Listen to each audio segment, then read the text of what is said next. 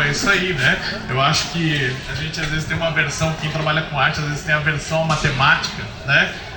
Só que eu tive alguns mentores muito bons e eles sempre diziam, cara, se o teu sonho já não vem com todas as estratégias para você conseguir executar isso, é só fantasia, né? É só uma loucura, uma alucinação, né? Então quando você sonha, você já tem que pensar junto com o negócio.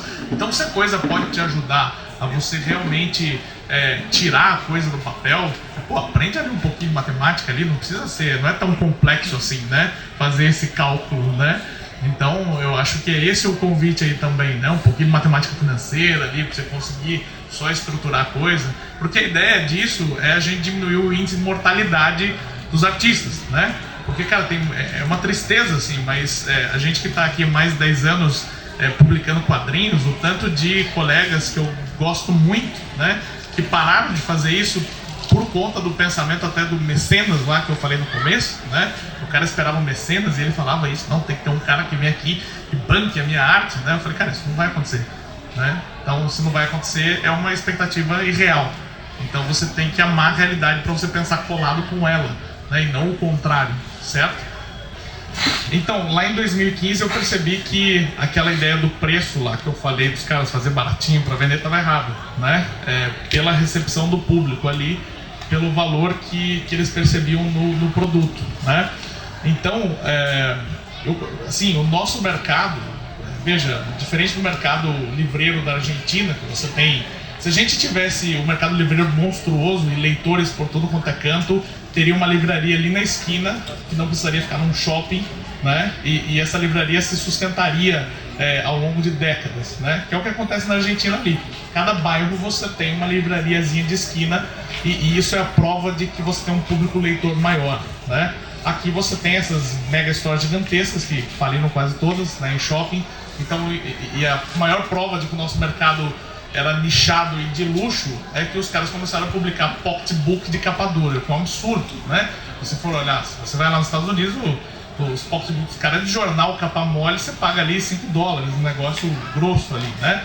Então, assim, se você tem um mercado que está publicando pocketbook de capa dura, né, é porque você tem um público muito nichado e seleto e o cara que às vezes só quer ler o livro por ler, ele vai estar no Kindle, vai estar ali no negócio. É evidente que se eu publicasse esses meus livros na Argentina, não seria essa estratégia que eu adotaria, né?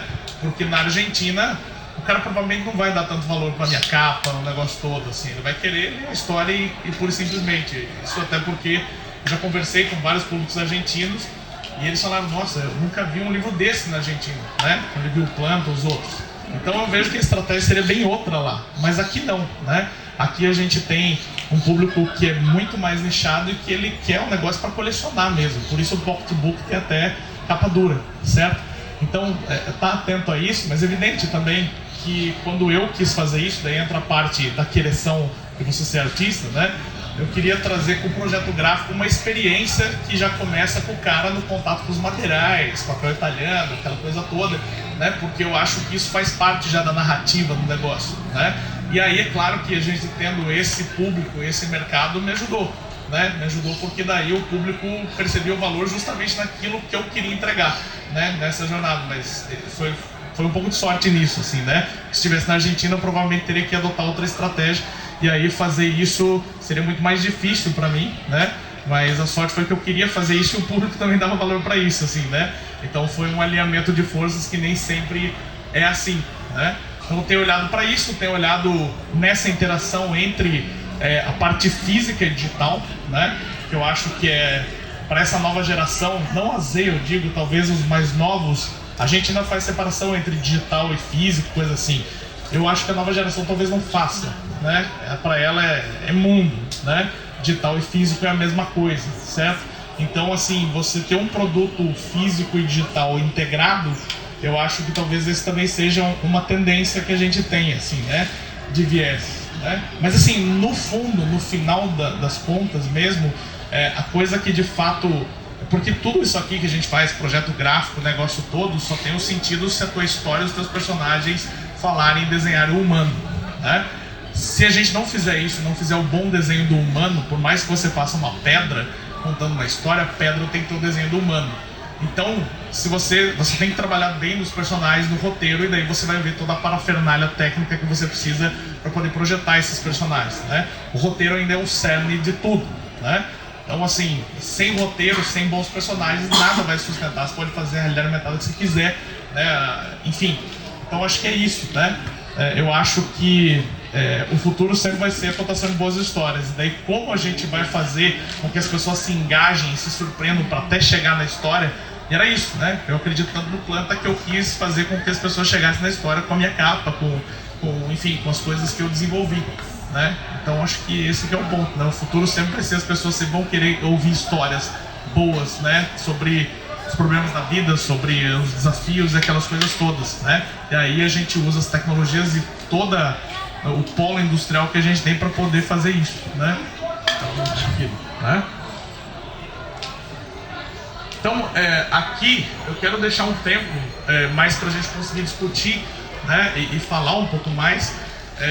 Eu tenho alguns materiais, né, que eu gostaria de entregar para vocês, então eu vou deixar um QR Code aqui, e daí, se você quiser, você se cadastra lá, e aí eu quero fazer um grupo de discussão, quero que a gente possa discutir mais sobre isso, até porque leciono na universidade, né, tem vários alunos que querem fazer quadrinhos também.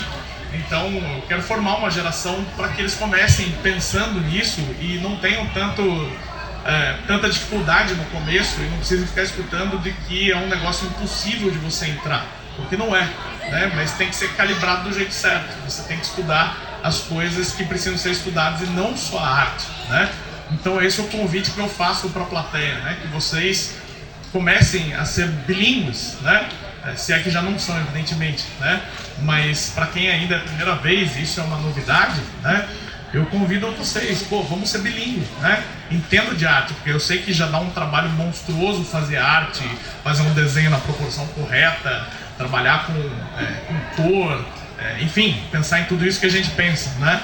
Mas também, para que essa arte possa ser perene, a gente possa fazer isso até o fim dos tempos, né?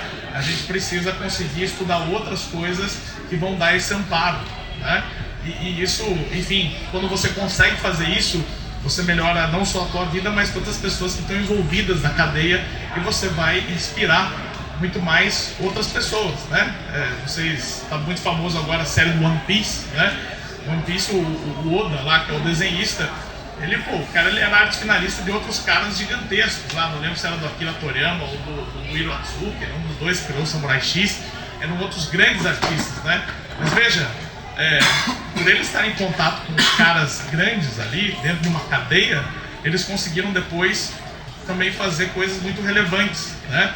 Então, se a gente aprende a criar um ecossistema de negócio aqui, a gente consegue sim aumentar e influenciar outras pessoas, essa próxima geração que vai querer fazer quadrinhos, né? E eu não vou falar para esses caras que é impossível, eu vou falar é possível, só que a gente precisa olhar para algumas outras coisas aqui que não é só a arte, certo?